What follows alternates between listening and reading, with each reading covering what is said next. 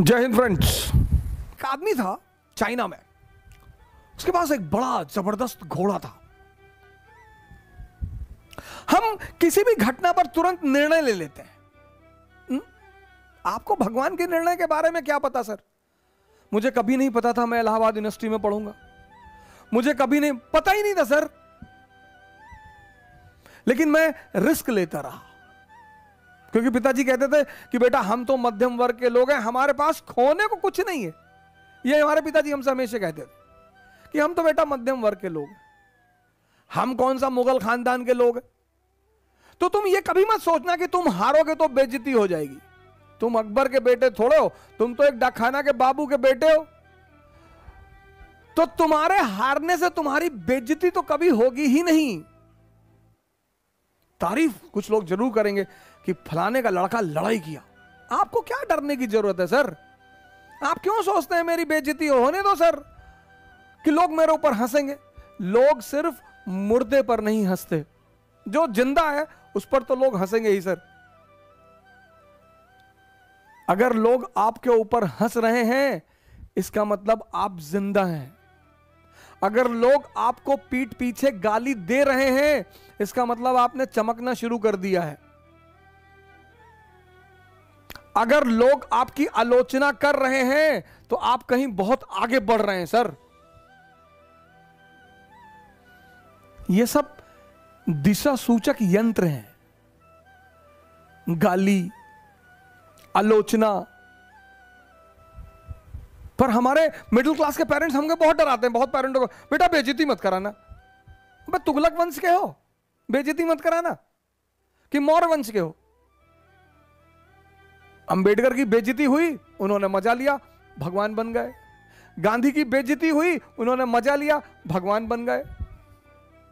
चाणक्य की बेइज्जती हुई, मजा लिया, भगवान बन गए। बेइज्जती तो बहुत जरूरी चीज है सर जीवन में। वो ऑक्सीजन पैदा करती है, ऑक्सीजन, जज्बा, टेम्परामेंट। बेइज्जती बहुत जरूरी है सर। तो मैं वो कहानी सुना रहा था कि कैसे जो व्यक्ति जागृत होता है उसका मुसीबत कुछ नहीं कर पाती। बहुत बड़ा नियम है जागृति सर, होश में रहना बहुत बड़ा नियम है। तो चीन में एक आदमी था किसी गांव में, उसके पास एक बड़ा नायाब घोड़ा था, बहुत नायाब, मतलब हवा से ज्यादा स्पीड थी घोड़े की। तो उस देश के राजा ने उस आदमी को बुलाया, कहा तुम अपना घोड़ा मुझे दे दो, तुमको मैं मुंह मांगी कीमत दूंगा। उस आदमी ने कहा कि सरकार घोड़ा तो ना बेचेंगे। अरे लोगों ने समझाया कि पागल हो, तुम क्या करोगे घोड़े का, और इतना पैसा राजा तुमको दे रहा, बेच दो। अरे उसने कहा यार तुम लोग क्यों मेरे पीछे पड़े हो, जाओ अपना काम करो, हम नहीं फायदा ले रहे ना, जाओ।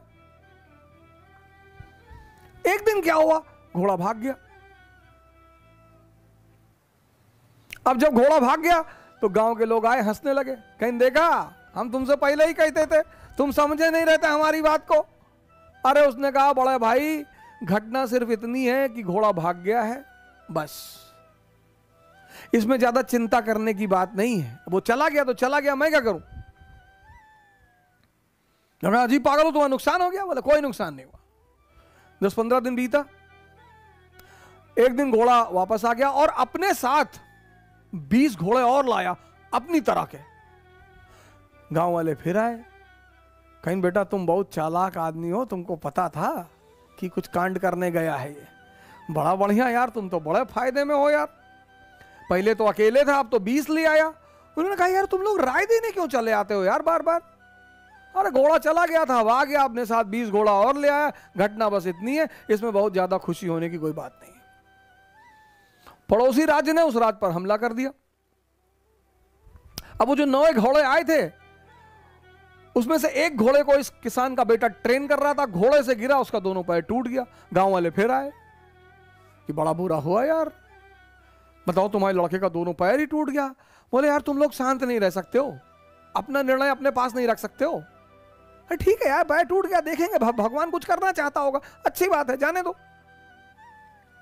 उसी वक्त पड़ोसी राज्य ने इस राज्य पर हमला कर दिया।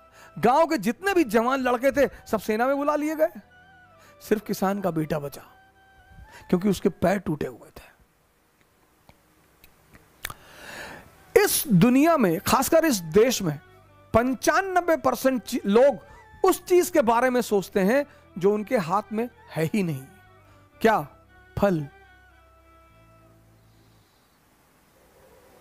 सर आपको पता ही नहीं कल क्या होने जा रहा है।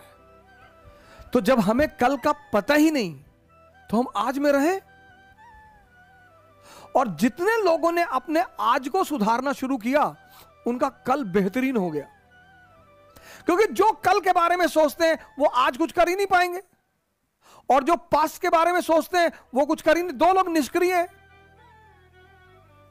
जो कल के बारे में सोचते हैं वो तो थोड़ा बहुत कुछ करेंगे भी, लेकिन जो पास्ट के बारे में सोचते हैं, हमारे पिताजी गवर्नर थे, रहे होंगे, बहुत लोगों के पिताजी गवर्नर थे।